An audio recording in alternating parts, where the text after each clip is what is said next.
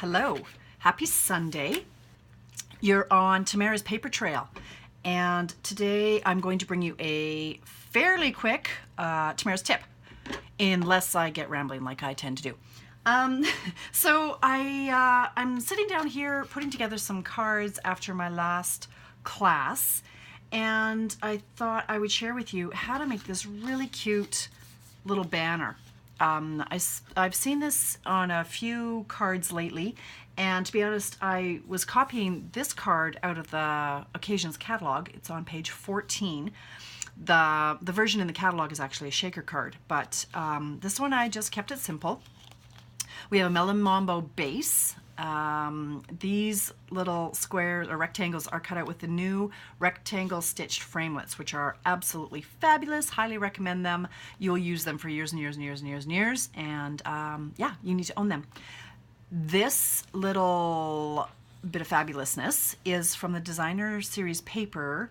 Is it called Sweetest Things or Sweet Treats? I'm gonna go with Sweetest Things, designer series paper. Occasionally, they being Stampin' Up, will have a sheet or two of designer series paper that coordinates with our framelits or our thinlits that can cut out the pieces. So you can get this this look from the designer paper. You could also stamp it in a stamp set and color it, but this, for quick and easy, fantastic. What's great about this sheet is do you remember the designer paper? What was it called?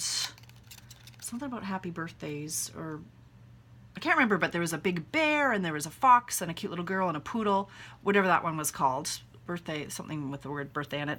But not all the framelits worked on all of the images. And what happens on some of the designer papers too is that you can cut out one image, but it'll wreck out. Oh, for example, the animal outing. Sorry, I'm shaking the table. The animal outings designer paper. You could cut out, you know, some of the shapes, but then it kind of destroys the other shapes. With this designer paper, you can cut off a whole strip and just cut out the pieces. They're not destroying the pieces beside them, and you get a ton of them out of one 12 by 12 sheet. That you get two 12 by 12 sheets in the package, so you can make birthday cards till the cows come home. So that's what I did here. I cut them out with framelits. So we are very quickly, before we get to our little tag, we're just going to assemble this with some snail. My lighting is really bad. I'm in the basement, and Craig cleaned up, as he tends to do. I think he wanted his man cave back. I've had his zone for over a week now. No, almost 2 weeks. So I think he just wanted some space back. So he cleaned up for me and put away my lamp.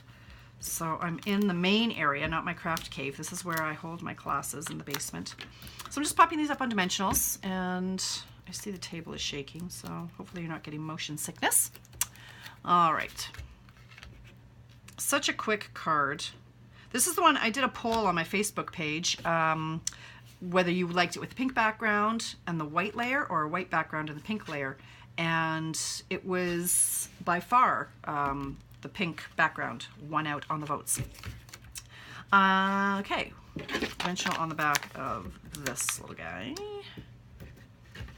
Like, really, I think I'm gonna get out the rest of my designer paper, and I'm gonna cut out all these shapes so that they're ready to go.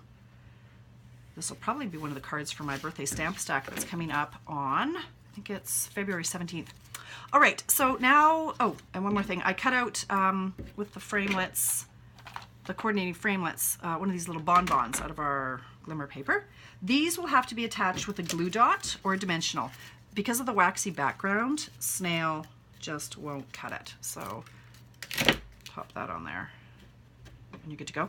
All right, so for the banner, such a fun little trick. I'm gonna be using this one a lot, I think. It just gives a little bit more interest to a boring old label. Let's see what we can get in here. Boy, for a quick video, I sure can ramble, can't I? So this is a 6-inch strip, 6-inch by 3/4 inch strip of Whisper White. We are going to score at 4 and 4.5. Flip it, score it at 4 and 4.5 again. So 4, score, and 4.5. I take my cutting blade out when I'm doing a lot of scoring, just so I don't forget. Flip it, 4, so I don't forget and cut it by mistake. And 4.5.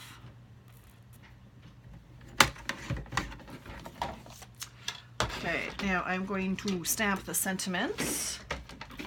I'm actually, although this is Melon Mambo paper, I'm actually using the lovely lipstick ink because my Melon Mambo's at a different station and I'm too lazy to get up to get it.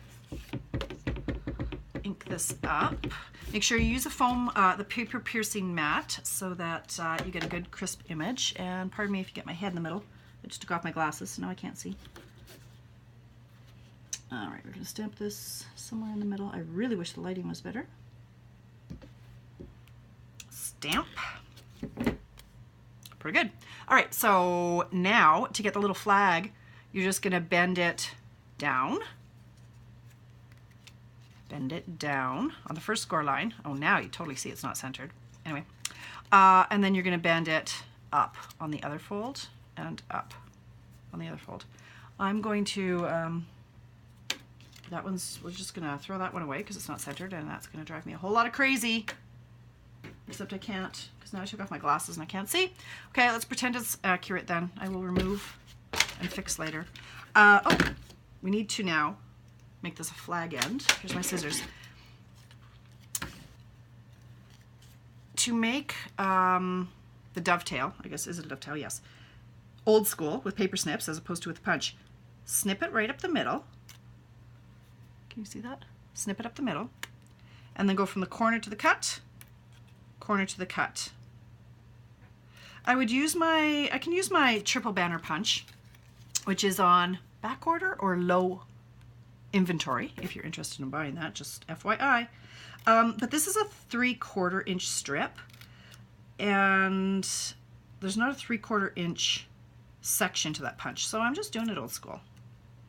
There was life before punches. They're called scissors. There you go. So you've got little ends. To tape it down, what you want to do is you're going to take your adhesive. I'll actually, I'll be using Fast Fuse for this, just because there's going to be some, I want to say gravitational pull. Can it pull up? I don't know. There's going to be some sort of tension on it. Once I tape it down, and over time, I would suspect that it will lift right off the page. So in order to get it lying nice and flat, you want to close the little wings here. By that I mean like pinch them, and then lay it where you want, push it down, and then it's going to pop up in the middle a little bit. So that's just a little bit of like woohoo when they open the envelope. Does that make sense? So there you go. Oh, that is totally crooked. I can't even. Gotta fix that. Don't go away. Here we go. Wow. Okay. Let's try that again. Right, well, you get the idea. So that's Tamara's tips for now. I'm going to do a few more of these while I'm down here and creating away so that I have some more videos to upload. I got to get back in the game here. So have yourself a stampy day, and we'll talk to you soon.